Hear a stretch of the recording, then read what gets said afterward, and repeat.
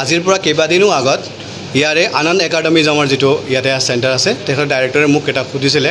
Sir আমি এনেকৈ এটা কম্পিউটাৰ চেণ্টাৰ খুলিব বিচাৰিছোঁ য'ত কি হয় ষ্টুডেণ্টে খুব ভালকৈ কম্পিউটাৰটো শিকি পেলাই এটা উন্নত মানৰ কম্পিউটাৰ চাৰ্টিফিকেট গ্ৰহণ কৰি অসমৰ বিভিন্ন চাকৰি অসমৰ লগে লগে গোটেই ইণ্ডিয়াৰ যিকোনো চাকৰিৰ কাৰণে এপ্লাই কৰিব পৰা এটা ব্যৱস্থা আমাক দিয়ক। তেতিয়া মই সিহঁতক ক'লোঁ RGCSM স্কিল এনে এটা চেণ্টাৰ য'ত আজিৰ পৰা 30 বছৰ আগৰ পৰা কি হৈছে গোটেই ইণ্ডিয়াতে কম্পিউটাৰ